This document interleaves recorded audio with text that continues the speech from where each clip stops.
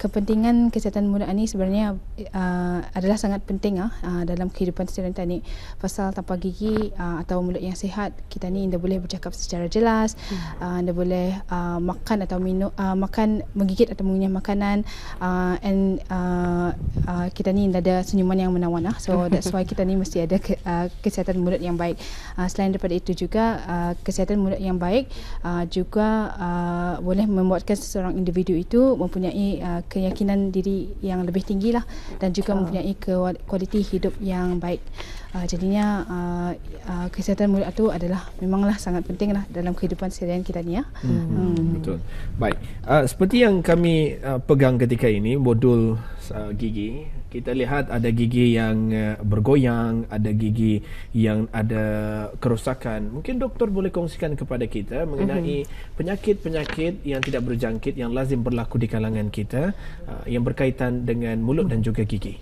Okey, penyakit mulut yang tidak berjangkit ini bukanlah bermaksud penyakit-penyakit yang boleh disebarkan daripada seorang pesakit ke pesakit yang lain. Tapi ianya bermaksud yang penyakit itu sebenarnya berpunca daripada kehidupan seharian seorang individu itu. Jadinya penyakit yang tidak berjangkit ini sebenarnya boleh dielakkan dengan cara-cara yang tertentu dalam kehidupan seharian seorang itu. Pada hari ini saya ingin menjelaskan tentang dua jenis penyakit mulut yang tidak berjangkit, iaitu penyakit karies gigi dan yang kedua penyakit gusi pada hari ini. Baik lazim kita sebenarnya juga mendengar penyakit karies dan juga penyakit gusi ini. Barangkali terus saja menjelaskan ni doktor, apa yang dimaksudkan dengan karies gigi ni? Okey, karies ni kau ambil modal. Silakan. Karies gigi. Ambil balik. Okey, karies gigi ni ialah penyakit yang berkuman yang menyebabkan kerosakan gigi, dan seterusnya ianya boleh membuatkan gigi kita ni berlubang. Jadinya karies gigi disebabkan oleh bakteria yang ada di dalam plak di permukaan gigi. Jadi akan diterangkan sedikit pasal plak ni. Plak gigi adalah lapisan lembut yang sentiasa melekat pada permukaan gigi. Dalam arti kata lain yang orang tanya tai gigi. Okey. Dan ianya mengandungi bakteria. Jadinya bakteria dalam plak ni ia akan bertindak ke atas karbohidrat atau gula. Bukannya gula yang manis saja. Ini juga termasuk yang kompleks karbohidrat lah, seperti nasi, mi ataupun roti, ataupun boleh menyebabkan karies gigi pasal bakteria boleh bertindak ke atasnya. Jadinya bakteria ni seterusnya akan menghasilkan asid, dan asid inilah yang akan menghancurkan mineral yang dalam gigi itu, dan seterusnya membuatkan kerosakan gigi dengan cara membuatkan gigi itu berlubang lah. Alright. So ini akan menerangkan sedikit pasal dengan modelannya dan juga this picture. So asid itu sebenarnya ia akan bertindak ke atas lapisan luar enamel itu. Setelah itu kalau ia menembusi, ia akan masuk ke dalam lapisan yang lebih lembut iaitu dentin. Sudah ia menembusi, kalau ia dirawat tahap yang macam mana ni, karies gigi itu boleh merebak ke dalam bahagian pulpa gigi tersebut. Jadinya bila ia sudah merebak ke dalam sini, ia dah banyak pesakit yang banyak datang ke klinik-klinik kami yang mengomplain sakit dia dapat tidur, sampai berjaga malam, kanyak-kanyak rasanya, sampai sakit ke kepala. This is the process what happens. Jadinya apa yang terjadi, bakteria itu sudah menjangkiti saluran darah serta urat saraf dalam gigi itu. Okey. Jadinya bila ini dibiarkan lagi juga, apa yang terjadi, bakteria itu akan menjangkiti arah tisu pemegang di sekitar gigi itu, dan menyebabkan ada nanah yang terkumpul di bawah akar gigi tersebut.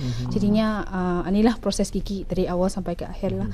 Ada juga yang mengatakan itu namanya dinamakan sebagai hollow kalau saya tidak silap. Ada kekosongan dalam gigi tersebut. Kalau ada hollow, kekosongan dalam gigi tersebut pasal bahagian pulpa yang saluran darah serta urat saraf itu sudah mati dalamnya. Jadinya lama-kelamaan ia akan membuatkan urat saraf itu jadi mati, dan ia akan menukarkan ia jadi nanah lah ujungnya. Jadinya that's why sometimes ada doktor gigi cakap dalamnya kosong sudah. Pasal ia berkali sudah jadi nanah, ia ke bawah arah gigi itu sudah. Jadi adakah juga penyakit gusi ataupun penyakit karies gigi ini boleh membahayakan individu tersebut secara keseluruhannya? Dalam sesetengah kes yang kami lihat memang boleh membahayakan sesetengah individu. Pasal kalau dibiarkan ia boleh menjadi bengkak. Kalau nanahnya keluar tak apa-apa, tapi kalau nanahnya tidak mau keluar dan ia semakin bengkak, ia boleh either ia boleh ke saluran otak atau ia boleh turun ke arah bahagian tadi punya jantung. So memang kalau dibiarkan bengkak yang berterusan memang boleh membahayakan nyawa seseorang tersebut, berbahaya juga ya. Kadang-kadang Berbahaya. kita ni terlalu membiarkan penyakit gigi. Katanya sakit gigi biasa saja makan Panadol boleh baik, sedangkan itu boleh memudaratkan kesihatan kita. Yes. Okey. Nah, sebelum itu, nanti saya ada soalan mengenai dengan Panadol dan juga painkiller. Ingati saya ni. Nah, boleh. Terus lagi. Tadi sebentar tadi doktor sudah menerangkan mengenai penyakit karies gigi. Ingin kita mengetahui juga ni doktor ya, mengenai penyakit gusi. Tadi sudah gigi, ini ada kaitannya dengan gusi. Kadang-kadang gusi bengkak, merahnya lain. Kadang-kadang merahnya pun sudah ada lagi merah memping. Okey, ini sejadinya kan diterangkan sedikit pasal penyakit gusi ya. Penyakit gusi ataupun penyakit periodontal ialah jangkitan atau serangan kuman ke atas bahagian gusi, tulang dan tisu yang memegang gigi tersebut. Jadinya gigi kita ni memang dipegang oleh tulang dan fiber periodontal yang tisu pemegangnya itulah. Jadinya kalau nada struktur ni di dalam arah yang memegang gigi itu, memang gigi kita ni jadi bergoyang lah. Jadinya struktur ni sangat penting untuk membuatkan kita ni punya gigi jadi teguh dalam mulut tani ya. Jadinya penyakit gusi juga disebabkan oleh pembentukan tumpukan plak. Karies gigi ni pun boleh jadi buruk oleh tumpukan plak. Penyakit gusi pun boleh jadi teruk oleh disebabkan oleh tumpukan plak. Pasal plak tu menghasilkan toksin yang boleh menyebabkan gusi atau jadi bengkak. Jadinya kalau akan dilihat di sini dapat nampak yang bahagian sini ialah merah jambu dan yang bahagian sini adalah merah. Jadinya bila plak itu ada, ia akan membuatkan tani punya gusi jadi merah dan bengkak. Jadinya keadaan ini kami panggil gingivitis. Jadinya kalau pesakit sebenarnya datang, dorang selalu membuat aduan yang gigi mereka tu kalau dorang berdarah dan nafas mereka ada juga yang berbau. Jadinya keadaan ini yang kami panggil gingivitis sebenarnya. Okey. Jadinya kalau plak itu dia dibersihkan, lama-kelamaan ia akan jadi keras. Yang kami panggil karat gigi ataupun calculus. Jadinya calculus ini akan menyebabkan, oleh kerana ia keras dan melekat arah gigi benar-benar, ia akan membuatkan plak itu terkumpul lagi di bawahnya dan banyak plak berkumpul. Jadinya bakteria akan menghasilkan lebih banyak toksin lah di bawah sana. So jadinya bila itu terjadi, ia akan membuatkan kita ni punya gusi menjadi lebih bengkak. Sudah ia jadi bengkak, tisu pemegangnya tu pun semakin lama semakin rosak. Jadi macam itulah. Setelah tu ia punya tulang yang memegang gigi tersebut akan makin lama akan menjadi hilang atau terhakis. Jadinya kalau tidak dijaga, gigi tu pun boleh bergoyang macam manilah jadinya. Jadinya banyak pesakit yang datang ke klinik kami yang meminta kami mencabut gigi dorang pasal gigi dorang sudah bergoyang. Macam manilah. Jadinya boleh sampai ke tahap macam ni. Jadinya yang ni kami panggil periodontitis ataupun penyakit gusi yang kronik. Mungkin boleh kongsikan kepada kami doktor berapa lama jangka lamanya dari penyakit yang dari faktor ataupun peringkat awal sehinggalah gigi itu bergoyang dan harus dicabut. Makan masa lama. Ya, ada dua kes sebenarnya. Satu yang cepat, satu yang lama. Selalunya yang cepat, proses yang cepat selalunya mengefek pesakit yang muda. Kadangnya prosesnya cepatlah. Pasal yang lama selalunya ada memakan beberapa tahun lah. Beberapa tahun baru ada nampak kesan. Ya, pasal penyakit gusi yang kronik ini sebenarnya ianya adalah penyakit yang silent. Artinya pesakit tersebut dia tahu yang dorang ada penyakit gusi yang kronik. Kalau dorang dah datang arah untuk bercek sama kami lah di klinik gigi sebenarnya. So ada setengah pesakit yang datang arah kami, dorang baru tahu yang dorang ada penyakit gusi yang kronik bila kami mencek dorang punya gusi sebenarnya. Kerana ia tidak nampak dari luaran. Dia nampak dari luaran. Makan di dalam. Dan apakah ciri-ciri individu yang mempunyai penyakit gusi ini? Antaranya yang dulu saya akan beritahunya, gigi dan gusia tu nampak terturun. Yes. Apa lagi ciri-cirinya? Yang saya sebutkan tadi, berdarah kalau diberus giginya.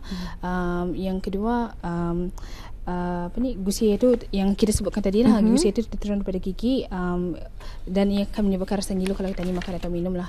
Yang ketiga, yang saya juga sebutkan tadi, gigi itu boleh bergoyang olehnya lah. Dari segi kesihatan secara keseluruhan lah, di negara Brunei Darussalam, apakah kesihatan mulut di negara Brunei Darussalam ini tahapnya memang memuaskan ataupun sudah semakin merudum? Pada masa ni kami memang melihat ada peningkatan yang positif di kalangan kanak-kanak di negara Brunei Darussalam. Berdasarkan kaji seledek yang dibuat oleh Jabatan Perkhidmatan Pergigian, kaji seledek kesihatan mulut kebangsaan pada tahun 1999, secara purata seorang kanak-kanak yang berumur 5 tahun mempunyai 7 gigi yang berlubang ataupun hilang ataupun yang bertampal manakala kanak-kanak yang berumur 12 tahun mempunyai 5 gigi yang berlubang ataupun bertampal ataupun yang hilang. Pada tahun ini data yang dari unit perkhidmatan pergigian sekolah-sekolah pada tahun 2014 menunjukkan peningkatan yang positif lah. Secara purata seorang kanak-kanak masa ni mempunyai 4 gigi yang berlubang ataupun hilang ataupun yang bertampal, manakala seorang kanak-kanak yang berumur 12 tahun mempunyai 1 gigi saja yang berlubang ataupun yang bertampal ataupun yang hilang lah. Perbandingannya sebagai yang dulu 7 untuk yang 5 tahun, sekarang turun ke jadi 4. Jadi kita melihat juga sebenarnya ada kempen memberus gigi yang diterapkan di sekolah-sekolah khususnya peringkat rendah.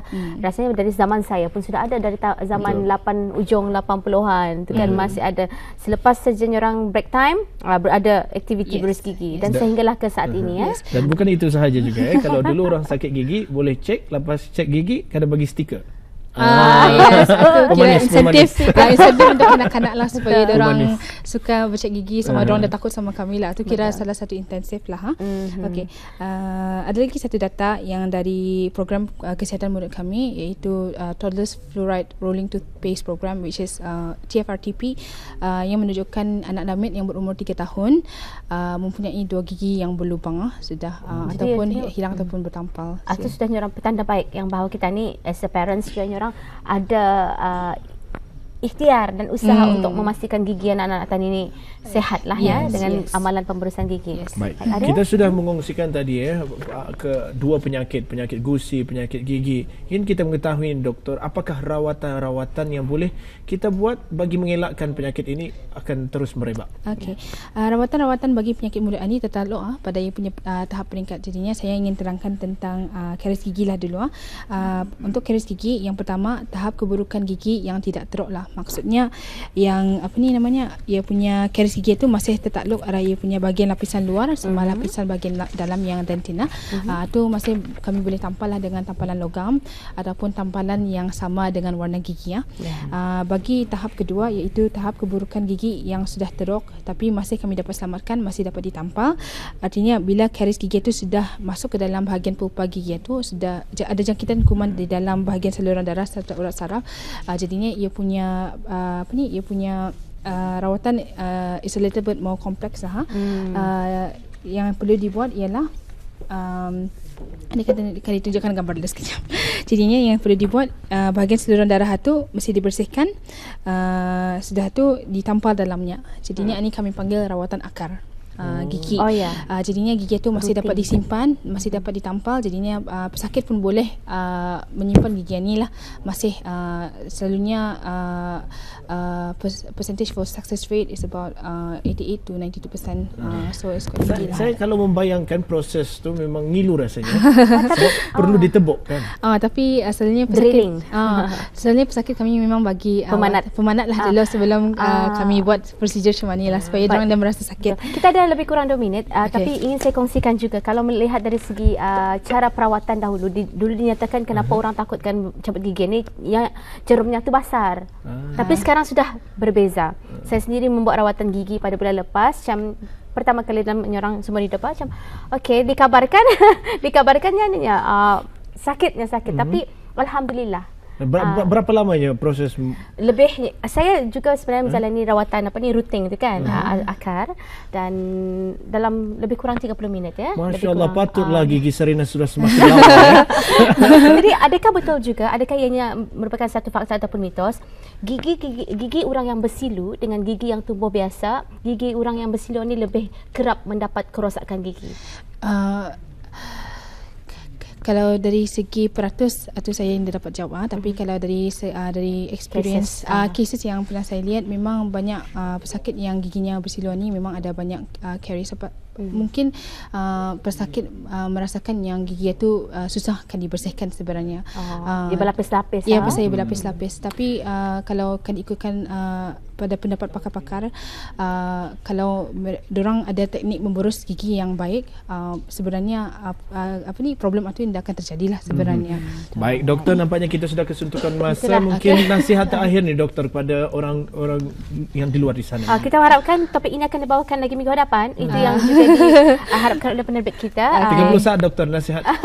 Nasihat kalau boleh, penjagaan kesihatan mulut di dalam di peringkat individu, jadinya memboros gigi 2 kali sehari, dan memakai benang floss juga. Yang kedua, mengurangkan makanan-makanan yang manis yang dimakan atau diminum, dan juga untuk membuat pemeriksaan kesihatan gigi di klinik-klinik yang berhampiran. Jadinya kalau boleh dibuat macam itulah. Baik, terima kasih kepada doktor. Dan kepada bis kita yang ingin mencek gigi, boleh berjumpa dengan Dr. Malakilah binti Haji Ajmain. Beliau akan melihatlah gigi bis kita. Sebagai penutup bicara, satu soalan dan perlukan jawapan ringkas. Adakah kalau sakit gigi boleh makan Panadol dan juga painkiller? Secara ringkas. Kalau boleh makan Panadol atau painkiller, tetapi sakit gigi itu ia punya punca yang akan hilang lah. Jadinya kalau kita makan Panadol pun sakit gigi itu akan berbalik semula. Jadinya kalau boleh pergi becek di klinik-klinik gigi yang berhampiran lah. Baik.